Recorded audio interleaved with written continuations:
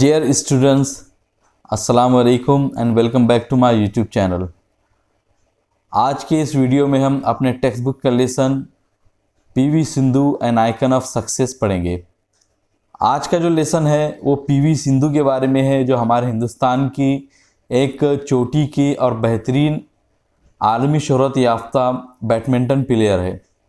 इस सबक को शुरू करने से पहले कुछ चीज़ों का आप अपने जहन में रखिए कि इस लेसन में बहुत सारे मुकाबलों के नाम आए हैं, खेल के टूर्नामेंट्स के नाम आए हैं, तो हम उसका तर्जुमा करने के बजाय डायरेक्टली उसका नाम ही रख देंगे। दूसरी चीज़ ये कि इस लेसन में बहुत सारे लंबे लंबे सेंटेंसेस आए हैं, लॉन्ग सेंटेंसेस आए हैं, तो उसका तर्जुमा आप गौर से देखना, क्योंकि इसका तर्जुमा करने में आपको परेशानी आ सकती है, इसलिए आप एक एक लफ्ज़ पे गौर करना। तो चलिए लेसन को शुरू करते हैं। PV Sindhu an icon of success. PV Sindhu एक कामयाबी की अलामत, कामयाबी की निशानी। पीवी सिंधु और Pusarla Venkata Sindhu is an ace shuttler and silver medallist at 2016 Rio summer Olympics. PV Sindhu या पुसरला वेंकटा सिंधु एक चोटी की या बेहतरीन बैडमिंटन प्लेयर है। एस शटलर किसे कहते हैं? अ टॉप बैडमिंटन प्लेयर, यानी चोटी की बेहतरीन सबसे अच्छी बैडमिंटन प्लेयर को हम एस शटलर कहते हैं। And silver medallist at 2016 Rio summer Olympics, और 2016 में रियो में होने वाले समर ओलंपिक्स की सिल्वर मेडलिस्ट भी है। यानी पीवी सिंधु ने 2016 में रियो में जो समर ओलंपिक्स मुनक्किद किया गया था, तो उसके अंदर उन्होंने सिल्वर मेडल भी हासिल किया था। This young badminton player from Andhra Pradesh was born to volleyball players P V Ramana and P Vijaya in the year 1995। ये नौजवान बैडमिंटन प्लेयर जो आंध्र प्रदेश से है, वॉलीबॉल प्लेयर्स पीवी रमना और पी विजया के घर में पैदा हुए 1995 में। यानी इनके जो वालिदैन थे, पेरेंट्स थे, उनका नाम क्या है? पीवी रमना और पी विजया। इनके वालिदैन और उनके पेरेंट्स दोनों के दोनों वॉलीबॉल प्लेयर्स थे, और ये उनके घर में 1995 में पैदा हुए, और ये आंध्र प्रदेश की रहने वाली है। Her father was honoured with arjuna award for having displayed excellence in his sport, और उनके वालिद वो खुद भी एक बहुत अच्छे प्लेयर है, और उनको नवाजा गया था अर्जुन अवार्ड से अपने खेल में बेहतरीन कारकर्दगी का मुजाहरा करने के लिए।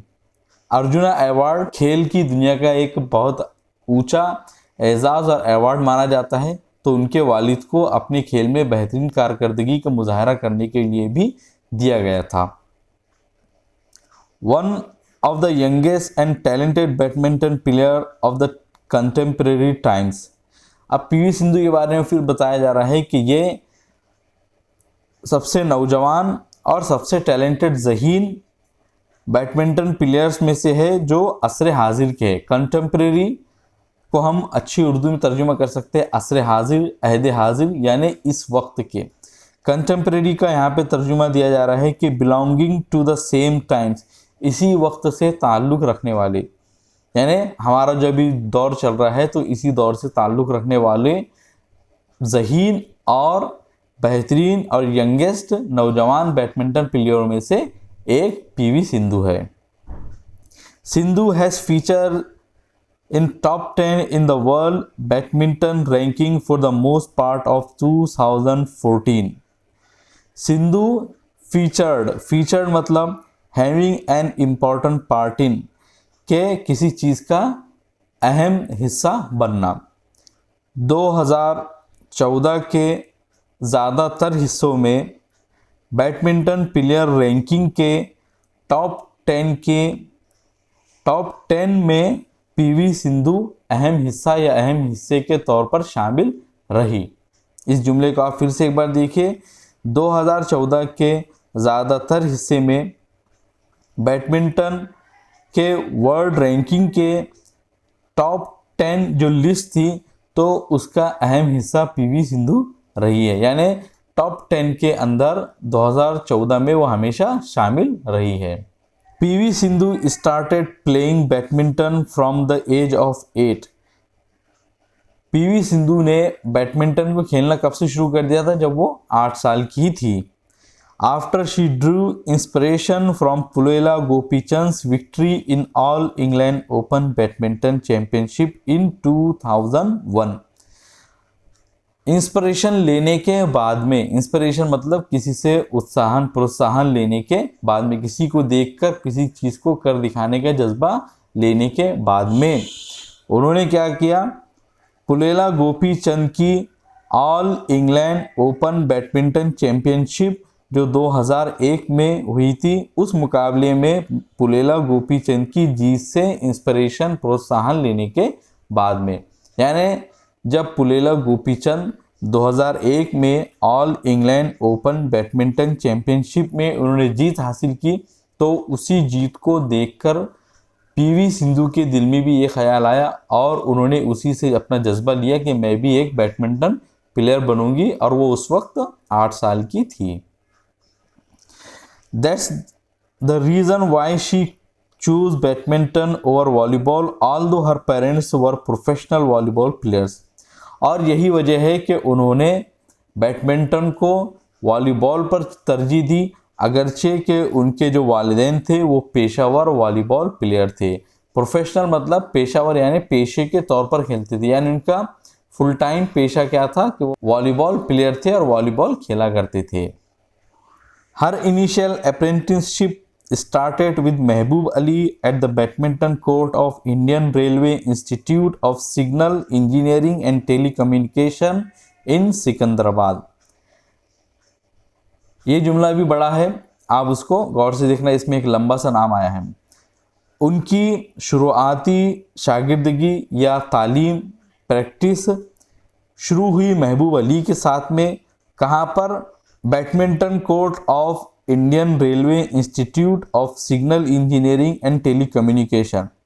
ये एक इदारे का नाम है, Indian railway institute of signal engineering and telecommunication, जो सिकंदराबाद शहर में वाक़ है। तो उसके बैडमिंटन कोर्ट में, उसके बैडमिंटन के मैदान में महबूब अली के साथ में इनकी शुरुआती तालीम, शुरुआती प्रैक्टिस, शुरुआती ट्रेनिंग हुई। इनिशियल कहते हैं जो एकदम शुरू में हो, और अप्रेंटिसशिप कहते हैं लर्निंग एज अ ट्रेनिंग, एक ट्रेनिंग के तौर पर, एक नए खिलाड़ी के तौर पे, नए ट्रेनिंग लेने वाले के तौर पर जो सीखा जाता है तो उसको अप्रेंटिसशिप कहा जाता है। तो हम यहाँ पे उसको तालीम भी कह सकते हैं, शुरुआती ट्रेनिंग कह सकते हैं, शुरुआती मश्क कह सकते हैं। एक बार फिर से इस जुमले का तर्जुमा देखते हैं कि उनकी शुरुआती ट्रेनिंग महबूब अली के साथ में हुई। Indian railway institute of signal engineering and telecommunication जो सिकंदराबाद में वाक़ है, उसके बैडमिंटन कोर्ट में। Later she joined Pulela Gopichand's badminton academy to further enhance her sporting skill. बाद में उन्होंने पुलेला गोपीचंद के बैडमिंटन एकेडमी को ज्वाइन कर लिया, अपनी खेल की सलाहियत को मज़ीद बेहतर बनाने के लिए। इन्हेंस कहते हैं फर्दर इम्प्रूव, फर्दर मतलब मज़ीद और आगे, इम्प्रूव मतलब परवान चढ़ाना, किसी चीज़ को मज़ीद बेहतर करना। तो पीवी सिंधु ने अपनी जो शुरुआती ट्रेनिंग है तो महबूब अली के साथ में शुरू की, और इंडियन जो रेलवे इंस्टीट्यूट था सिकंदराबाद में, वहाँ पे उन्होंने शुरू किया। बाद में उन्होंने पुलेला गोपीचंद की जो बैडमिंटन एकेडमी है तो वो उससे जुड़ गई, ताकि वो अपनी जो खेल की सलाहियतें हैं, खेल की जो महारत है, तो उसको मज़ीद बेहतर बना सके, मज़ीद परवान चढ़ा सके। अर्ली सक्सेस, शुरुआती कामयाबी। अब यहाँ पे हमको उनकी जो शुरुआती कामयाबी है तो उसके बारे में बताया जाएगा। Sindhu's first major recognition came in the form of 5th Servo All India Ranking Championship for Under 10 category। इस जुमले को समझने से पहले एक चीज़ को समझिए कि इस सबक के अंदर बहुत सारे ऐसे वर्ड आए, under 10 category, under 14 category, under 19, under 17 category. तो इसका मतलब ये होता है कि खेल के अंदर साल के हिसाब से खिलाड़ियों की उम्र के लिहाज से कैटेगरी बनाई जाती है, उनकी दर्जाबंदी की जाती है। तो अंडर 10 कैटेगरी का मतलब ये होता है कि उन खिलाड़ियों की कैटेगरी, उन खिलाड़ियों की दर्जाबंदी जो 10 साल से कम उम्र के। अंडर 14 कैटेगरी मतलब ये कि उन खिलाड़ियों की दर्जाबंदी में जो कि 14 साल से कम उम्र के। इसी तरह अंडर 17 तो मतलब जो 17 साल से कम उम्र के। Sindhu's first major recognition came in the form of 5th Servo All India Ranking Championship for under 10 category। Sindhu की पहली शनाख्त, पहली पहचान, पहली बड़ी पहचान, मेजर बड़ी, केम सामने आई in the form of 5th Servo. किस शक्ल में? 5th Servo all India ranking championship की शक्ल में, फॉर अंडर 10 कैटेगरी, जो 10 साल से कम उम्र की दर्जाबंदी के लिए था। यानी 10 साल से कम उम्र की दर्जाबंदी के लिए 5th Servo all India ranking championship है, तो उसमें उनकी कामयाबी के बाद उनकी पहली शनाख्त, तो जो उनकी शुरुआती शनाख्त तो लोगों के सामने आई, यानी उसके अंदर उन्होंने बहुत अच्छी कारकर्दगी का मुजाहरा किया, तो लोगों के नज़रों में वो आई कि हाँ ये खिलाड़ी बहुत अच्छी है। She also won the singles title at the Ambuja Cement All India Ranking। और उन्होंने Ambuja cement all India ranking के में सिंगल्स का टाइटल भी जीता। अब सिंगल्स का टाइटल क्या होता है? तो जो बैडमिंटन का खेल है, बैडमिंटन जो स्पोर्ट है, तो उसके अंदर या तो जो टीम होंगे तो दोनों तरफ से दो दो प्लेयर होंगे, तो उसको डबल्स कहा जाता है, या फिर दोनों तरफ से सिंगल होंगे, यानी एक खिलाड़ी उधर होगा एक टीम में, एक खिलाड़ी एक टीम में होगा, तो उसको सिंगल मैच कहा जाता है। तो उन्होंने यानी पीवी सिंधु ने Ambuja cement all India ranking में सिंगल्स टाइटल को भी जीता।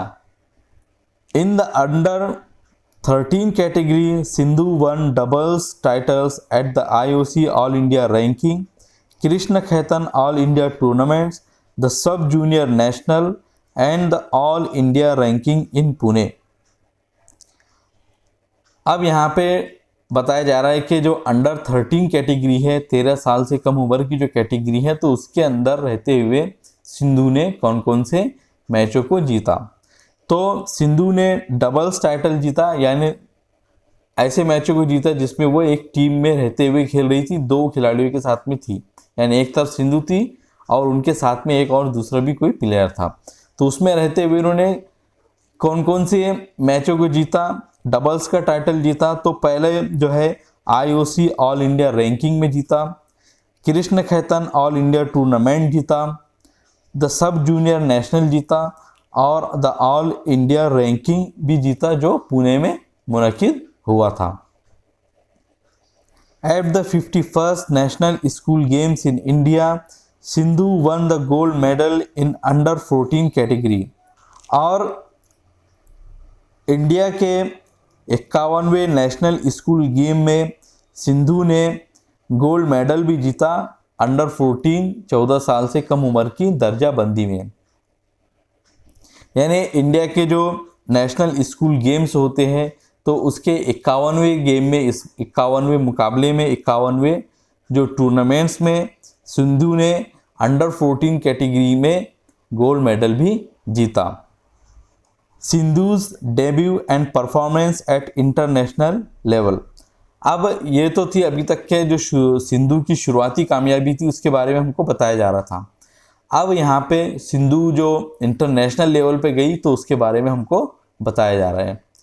सिंधुज डेब्यू, डेब्यू कहते हैं किसी भी चीज़ में सबसे पहली या सबसे जो पहली शक्ल में सामने आती है, तो उसको हम डेब्यू कहते हैं।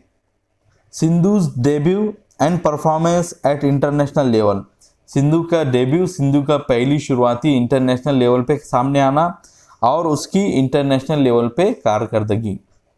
PV Sindhu did not take much time to launch and establish herself as a promising player in the global arena. कि सिंधु ने ज़्यादा वक्त नहीं लिया अपने आप को लॉन्च करने में, यानी अपने आप को शुरू करने में, अपने आप को लोगों के सामने पेश करने में, एंड इस्टेब्लिश हरसेल्फ, और अपने आप को मजबूत बनाने में एज अ प्रॉमिसिंग प्लेयर, एक पुरुमीद खिलाड़ी के तौर पर, इन द ग्लोबल अरीना, आलमी मैदान में। यानी जब सिंधु ने शुरुआती तौर पे जब वो इंटरनेशनल लेवल पर आई तो वो एक प्रॉमिसिंग प्लेयर के तौर पर लोगों के सामने आई और उन्होंने अपने आप को इस्टेब्लिश करने में, मजबूत बनाने में और लोगों के सामने अच्छी कारकर्दगी पेश करने में ज़्यादा वक्त को नहीं लिया। She one a bronze medal at the 2009 सब junior Asian badminton championship held in Colombo. उन्होंने ब्रॉन्ज मेडल भी जीता 2009 के सब जूनियर एशियन बैडमिंटन चैंपियनशिप में, जो कोलंबो में मुनाकिद किया गया था। हेल्ड इन, जो मुनाकिद किया गया था इन कोलंबो, कोलंबो में, कोलंबो एक शहर का नाम है, और सब जूनियर एशियन बैडमिंटन चैंपियनशिप ये टूर्नामेंट्स का नाम है। The star player bagged silver in the women's singles at Iran Fajr international badminton challenge in 2010 and found a place in the national team at the 2010 Uber Cup। Bag कहते हैं succeed in achieving something, किसी चीज़ को कामयाबी के साथ में हासिल करना।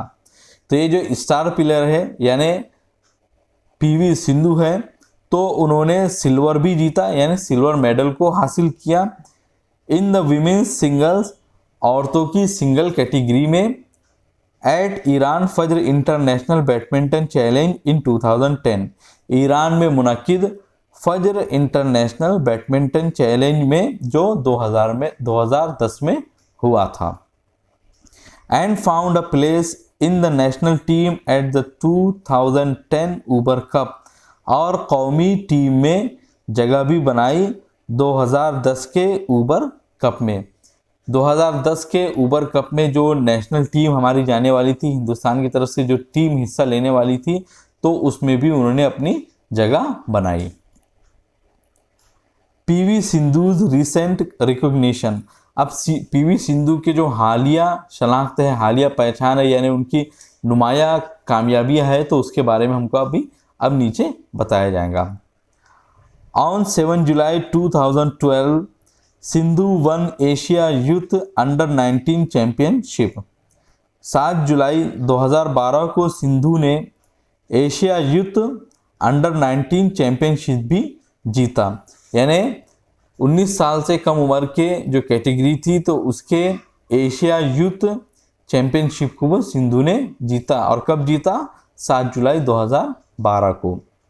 सिंधु's performance at Malaysia Open 2013 made her win the maiden Grand Prix gold title। और सिंधु की जो कारकर्दगी थी, जो उसने मलेशिया ओपन 2013 में दिखाई, तो उसने उसको जिताया। मेड हर विन, उसको जिताया, जीतने में मदद की। अब क्या जीतने में मदद की? तो वो था the maiden grand prix gold title.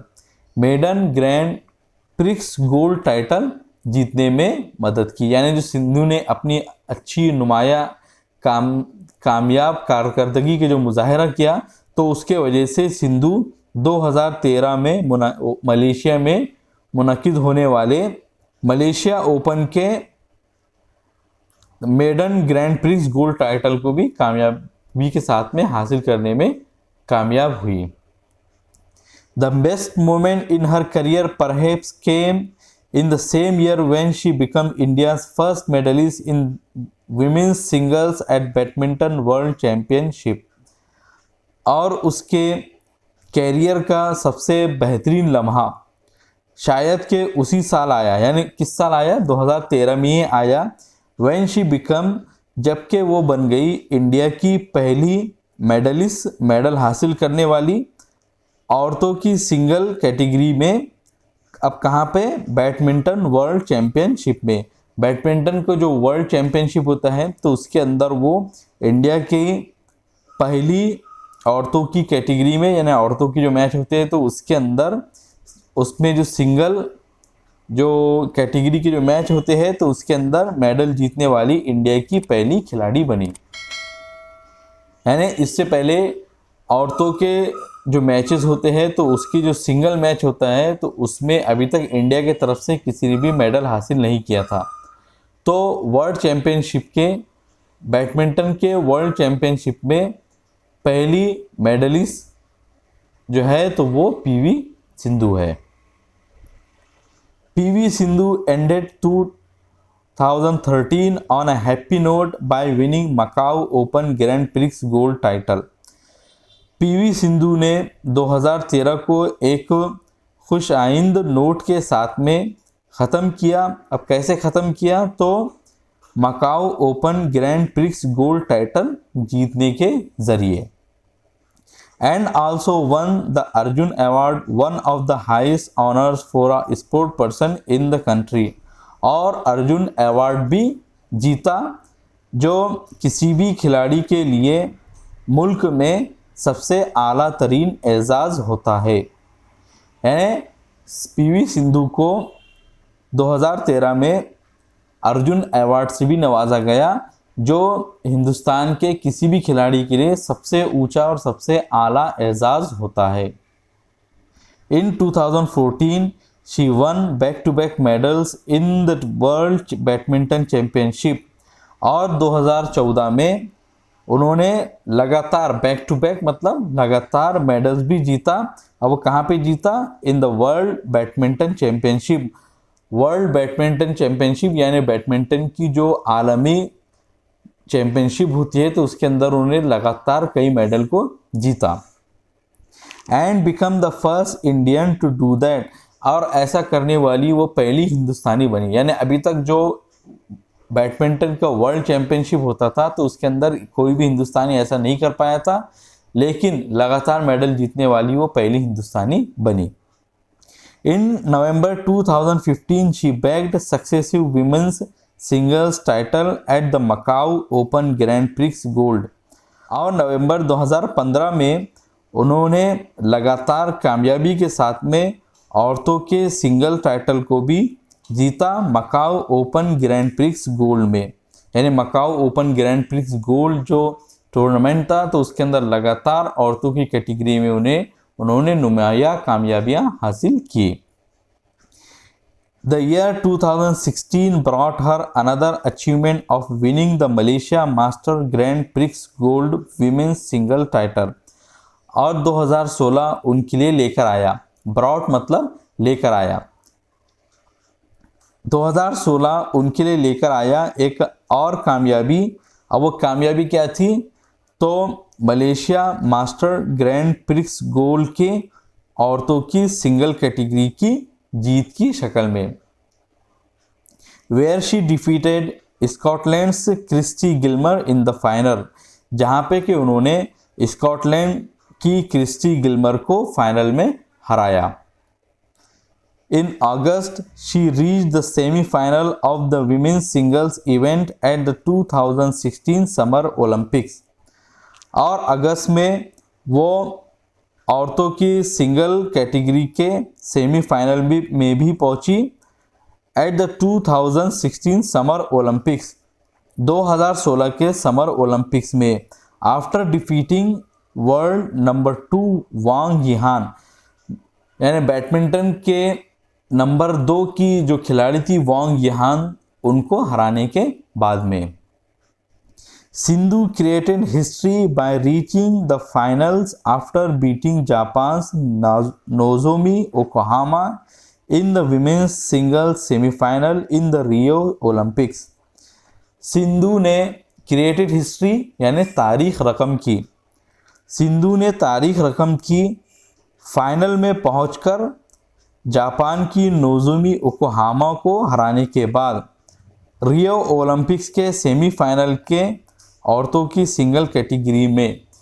Rio Olympics जो होता है तो उसके सेमीफाइनल्स में औरतों की जो सिंगल कैटेगरी थी तो उसमें उन्होंने जापान की नोजोमी ओकोहारा को हराने के बाद में वो फाइनल में पहुंच गई और ऐसा करने के बाद में उन्होंने तारीख को रकम कर दिया। She one a silver medal in the finals, और उन्होंने सिल्वर मेडल भी हासिल किया फाइनल में। While the gold was taken by Spain Carolina marine, और या जबकि जो गोल्ड टाइटल था तो वो स्पेन की कैरोलिना मरीन ने हासिल किया या उनके ज़रिए ले लिया गया। यानी जो पहला जो खिलाड़ी जीतता है, यानी जो फाइनल में जीतता है, तो उसको गोल्ड मेडल दिया जाता है, और उसके बाद में जो फाइनल मुकाबले में हारता है तो उसको सिल्वर मेडल दिया जाता है। तो पीवी सिंधु को सिल्वर मेडल दिया गया और कैरोलिना मरीन को गोल्ड टाइटल दिया गया। क्यों? क्योंकि कैरोलिना मरीन ने उनको हरा दिया था और वो जीत गई थी, लेकिन सिल्वर फिर भी सिंधु ने ही हासिल किया।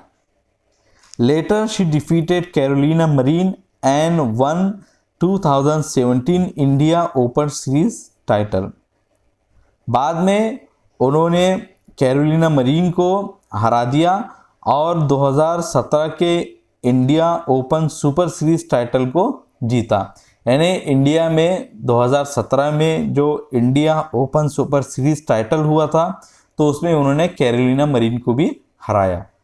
नोट वर्दी ऑनर्स। अब यहाँ पे लायके तहरीर या ऐसे ऑनर्स एजाज़ात जो उनको लिखने लायक है, तारीख में लिखे जाएंगे, तो उसके बारे में अब हमको यहाँ पे बताया जा रहा है। Among the other noteworthy honors that Sindhu has received are the Padma Shri in 2015, which is the fourth highest civilian award of India. अब उनको उनके जो लायक तहरीर यानी जो लिखने लायक अवार्ड है तो उसमें कौन कौन से है, तो उसके अंदर शामिल है Among the other noteworthy honors that Sindhu has received, Sindhu के हासिल शुदा नोटवर्दी लायक तहरीर एजाज़ात में से है। अब कौन कौन से है? द पद्मश्री इन 2015, पद्मश्री जो उसने 2015 में हासिल किया, which is the fourth highest civilian award of India, जो हिंदुस्तान का चौथा आला तरीन एजाज़ है। यानी हिंदुस्तान में सरकार की तरफ से जो एजाज़ात दिए जाते हैं, जो अवार्ड दिए जाते हैं, तो उसमें चौथे नंबर पे आने वाला पद्मश्री है और वो 2015 में पीवी सिंधु को दिया गया। In 2016 she received the Rajiv Gandhi Khel Ratna award, और 2016 में उन्हें राजीव गांधी खेल रत्न अवार्ड से भी नवाजा गया। The best endorsement of Sindhu has been Gopichand's word about her dedication and commitment to the sport. Endorsement कहते हैं किसी को सराहना, किसी की तारीफ करना। यहाँ पे दिया जा रहा है कि कंफर्मेशन, किसी के बाद किसी के तौसीक करना, किसी को यह बात बताना कि हाँ ये जो चीज़ बताई जा रही है तो वो सही है, दुरुस्त है, बिल्कुल सही है। तो सिंधु के बारे में या सिंधु के ताल्लुक़ से जो बेहतरीन तारीफ़ी कलिमात है, तारीफ़ी अल्फाज है, has been Gopichand's word, Gopichand के वो अल्फाज है, about her dedication and commitment, उसकी लगन और उसके कमिटमेंट के बारे में। डेडिकेशन एंड कमिटमेंट का माने दे रहा है कांस्टेंट एंड फेथफुल एफर्ट, लगातार कोशिश, लगातार पुरुमीद और यकीन के साथ में मेहनत करना। तो पीवी सिंधु की जो लगन है, खेल के ताल्लुक़ से लगन है और उनके जो उससे लगाव है, तो उसके बारे में गोपीचंद के जो अल्फाज हैं तो वो पीवी सिंधु के ताल्लुक़ से सबसे बेहतरीन तारीफ़ी कलिमात कहे जा सकते हैं। द मोस्ट स्ट्राइकिंग, अब वो अल्फाज क्या है तो यहाँ पे बताया जा रहा है। The most striking feature in Sindhu's game is her attitude and the never say die spirit, के सिंधु के गेम का सबसे हैरत ज़दा करने वाला जो हिस्सा है वो उसका एटीट्यूड, उसका बर्ताव है, and the never say die spirit, और कभी ना कहने वाली स्पिरिट है। यानी कभी वो उम्मीद नहीं छोड़ती है, कभी भी हिम्मत नहीं हारती है। तो ये और उसका जो बर्ताव है तो वो सिंधु का सबसे बेहतरीन गेम का हिस्सा है, सबसे बेहतरीन और हैरत ज़दा करने वाला हिस्सा है। PV Sindhu has been pushing the envelope या envelope, like no young badminton player had done before in the history of women's badminton in India. PV Sindhu pushing the envelope या इनवलप, आप डिक्शनरी में देखिए, आपको जो तलफ़्फ़ुज़ सही लगे आप उसको बोल सकते हैं। पुशिंग द एनवलप कहते हैं extend, read beyond what is possible, के अपनी जो ताकत है तो उससे ज़्यादा करके दिखाना, जो हमको मुमकिन लगता है तो उससे ज़्यादा नामुमकिन को मुमकिन कर दिखाना। तो पीवी सिंधु नामुमकिन को मुमकिन करके दिखा रही है, like no young badminton player had done before in the history of women's badminton in India. Hindustan की औरतों की बैडमिंटन की हिस्ट्री, तारीख में इससे पहले कभी भी किसी भी यंग बैडमिंटन, नौजवान बैडमिंटन प्लेयर ने नहीं करके दिखाया। ऐसा पीवी सिंधु नामुमकिन को मुमकिन करके दिखाती जा रही है। At an interview Sindhu was asked how much mentoring guidance her father and mother had been able to give her. एक इंटरव्यू में सिंधु से पूछा गया कि कितनी रहनुमाई और मेंटरिंग कहते हैं ट्रेनिंग, एडवाइजिंग यानी मश्क और मशवरा, कितना उसके फादर और मदर, उसके वालिदैन उसको ट्रेनिंग और रहनुमाई उसको दे सके थे। And how involved they were in her sport career, और उसके स्पोर्ट के कैरियर में वो कितने इन्वॉल्व थे, कितने शामिल थे। इन हर ओन वर्ड्स, तब उसी के अल्फाज में इसका जवाब बताया जा रहा है। Guidance wise every time I go for national level tournaments they accompany me there, and when I practice and play they tell me what I am doing। Guidance wise मतलब ये बता रही कि रहनुमाई के हिसाब से अगर देखा जाए, every time I go for national level tournaments, तो जब भी मैं किसी कौमी सतह के टूर्नामेंट्स में जाती थी, दे अकम्पनी मी देयर, अकम्पनी मतलब साथ साथ रहना, तो वो मेरे साथ वहाँ पे साथ साथ रहते थे। When I practice and play, और जब मैं प्रैक्टिस करती थी, मश्क करती थी, एंड प्ले और खेलती थी, they tell me what I am doing, तो वो मुझको बताते थे कि मैं क्या कर रही हूँ। My dad gives me a summary of how I play and it is very helpful, तो मेरे जो वालिद थे तो वो मुझे अपने जैसा भी मैंने खेला तो उसका मुझको खुलासा बयान किया करते थे, यानी मुझको मुख्तसरन तौर पे बता दिया करते थे कि आज जो मैंने गेम खेला तो वो कैसा खेला और उसमें क्या कमियां और क्या ज़्यादती थी। And it is very helpful, और ये बहुत ही मददगार साबित होती थे। Because as outsiders those who look at it know more about the game, क्योंकि एज आउटसाइडर एक बाहरी खारिजी के तौर पर, यानी बाहर रहने वाले के तौर पर, those who look at it, जो उसके तरफ देखता है यानी हमारे खेल की तरफ देखता है, know more about the game, तो वो गेम के बारे में ज़्यादा जानता है। यानी कभी कभी ऐसा होता है कि जो खिलाड़ी होता है तो अपनी खेल की लगन में, खेल की धुन में खेलता चला जाता है, लेकिन जो बाहर बैठा हुआ शख्स होता है तो उसको ज़्यादा अच्छे से मालूम होता है कि इसके अंदर इस खेल में क्या कमियां रहेगी, क्या ज़्यादती रहेगी और इस खिलाड़ी ने कहाँ कहाँ पर गलतियाँ की।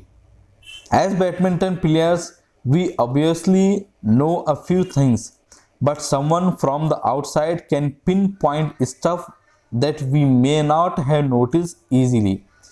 के एक बैडमिंटन के खिलाड़ी के तौर पर we obviously know a few things, हम यकीनी तौर पे बहुत सारी चीज़ों के जानते हैं, यानी वो खुद एक बैडमिंटन प्लेयर है तो यकीनी तौर पर मुझे बहुत सारी चीज़ों का इल्म है। But someone from the outside can pin point stuff, लेकिन एक बैडमिंटन की दुनिया से बाहर का जो शख्स होता है तो वो ऐसी बहुत सारी चीज़ों को पिन पॉइंट कर सकता है। पिन पॉइंट मतलब होता है कि पिन लेकर किसी चीज़ पर लगा देना, यानी एकदम बारीक से पॉइंट पर की निशानदही करना। तो एक जो ऐसा शख्स जो बैडमिंटन की दुनिया के बाहर का है तो वो ऐसी चीज़ों को पिन पॉइंट कर सकता है, बारीक सी चीज़ों की निशानदही कर सकता है, that we may not have noticed easily, जिसको कि हमने आसानी के साथ में नोटिस नहीं किया था। So both as counsellor and parents it is really helpful, तो वो यानी वो दोनों जो थे मेरे माँ बाप, वो काउंसलर के तौर पे, एक को मशवरा देने वाले के तौर पर और पेरेंट्स के तौर पर, दोनों ही तौर पर वो बहुत ही ज़्यादा हेल्पफुल, मददगार थे। In the same interview a practical question was asked, और उसी इंटरव्यू में एक अमली क्वेश्चन, एक अमली सवाल भी उनसे पूछा गया।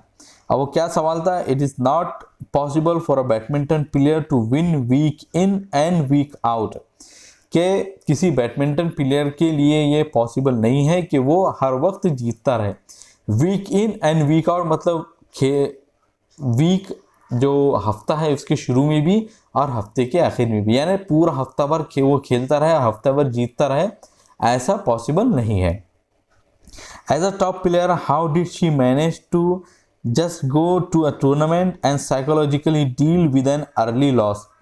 तो एक चोटी के खिलाड़ी के तौर पर हाउ डिड शी मैनेज, कैसे उन्होंने मैनेज किया, to just go to a tournament, कि वो किसी भी टूर्नामेंट में जाए, and psychologically deal with an early loss, और नफ्सियाती तौर पर एक शुरुआती हार से डील करे, उसको संभाले, उसका मुकाबला करे। साइकोलॉजिकली मतलब नफ्सियाती तौर पर, यानी जब आप एक टॉप के प्लेयर होते हैं तो आपके ऊपर हमेशा जीतते रहने का, लगातार जीत का मुजाहरा करने का दबाव होता है। और कभी कभी ऐसा होता है कि टॉप का प्लेयर भी जाता है और हार जाता है। तो जब हार जाता है तो उनसे यही सवाल किया गया कि आप अपने नफ्सियाती तौर पर उस हार का कैसे मुकाबला करते थे।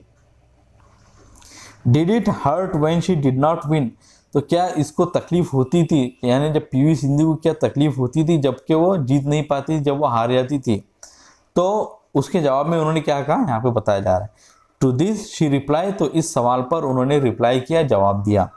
If you don't play well and lose in the first round, second round you feel bad, कि अगर आप जब अच्छा नहीं खेलते हैं and lose in the first round, और पहले ही जो राउंड होता है तो उसके अंदर हार जाते हैं, second round you feel bad, तो जो दूसरा जो राउंड होता है तो उसके अंदर आपको बुरा लगता है। Specially if you are one of the top players, और ख़ास तौर पे जबकि आप चोटी के सबसे बेहतरीन खिलाड़ियों में से हो। But you need to come out of it, लेकिन आपको उस सिचुएशन से बाहर आना होता है, यानी to come out of it मतलब to succeed in dealing with a problem and defeat it, कि किसी भी प्रॉब्लम को हराना और उससे बाहर निकल आना। तो आपको ऐसी जो सिचुएशन होती है तो उसको हराना होता है और उससे बाहर निकलना होता है। And practice harder and identify and learn from your mistake, और आपको जब हारने के बाद में और ज़्यादा मेहनत के साथ में प्रैक्टिस करना होती है, मश्क करना होती है। एंड आइडेंटिफाई और लर्न फ्रॉम योर मिस्टेक, और आपको अपनी जो मिस्टेक होती है, गलतियां होती है, तो उसको उससे सीखना भी होता है और उसको आइडेंटिफाई, उनकी शनाख्त भी करना होती है। यानी जब आप हार जाते हैं तो उसके बाद में आपको और मेहनत के साथ में प्रैक्टिस करना होती है, मश्क करना होती है, और जो आपने जो गलतियां की तो उसकी निशानदेही भी करना होती है और उससे सीखना भी पड़ता है। I think to come out of it takes time, और मुझे लगता है कि उससे बाहर आने के लिए, यानी उस सिचुएशन से बाहर आने के लिए आपको थोड़ा सा वक्त लगता है। But ups and downs are always there, लेकिन ऊंच नीच तो हमेशा रहती है। अप्स एंड डाउन्स, ऊंच नीच यानी खेल के अंदर कभी जीत कभी हार, तो ये हमेशा लगी ही रहेंगी। You need to cope with it, और आपको उससे डील करना ही होती है और आपको उसका मुकाबला करना ही होता है। Hats off to you Sindhu and wish you even greater success. तो हैट्स ऑफ किसको कहते हैं? हैट्स ऑफ कहते हैं a phrase use to show admiration, praise और कंग्रेचुलेट हिम और हर। ये हैट्स ऑफ ये एक तरह का फ्रेज है जो किसी की तारीफ के लिए, किसी को मुबारकबाद देने के लिए कहा जाता है। हैट्स ऑफ जो एक्चुअल में है कि जब पुराने ज़माने में लोग हमेशा हैट पहना करते थे तो वो किसी को मुबारकबाद देने के लिए अपने कैप को, हैट को निकाला करते थे और ऐसा केयर करके वापस रखा करते थे। तो हैट्स ऑफ, तो उसी से ये फ्रेज बनाए कि आपको मुबारक हो, आपकी हम तारीफ करते हैं PV Sindhu, and wish you even greater success, और आपको इससे भी ज़्यादा या इस मज़ीद कामयाबियों की आपके लिए तमन्ना करते हैं, कामना करते हैं, दुआ करते हैं। तो मुझे उम्मीद है कि आज का ये जो वीडियो था लंबा हो गया होगा, लेकिन आपने उसको धीरे धीरे करके समझने की कोशिश की होगी। अगर कोई भी सेंटेंस समझ में ना आया हो तो मुझको कमेंट सेक्शन में ज़रूर बताएं, मैं उसका तर्जुमा आपके सामने पेश करने की कोशिश करूँगा। वीडियो पसंद आया हो तो उसे लाइक ज़रूर कर दीजिए और चैनल को हमारे ज़रूर सब्सक्राइब करें। मिलेंगे आपसे अगली वीडियो में। अस्सलाम वालेकुम।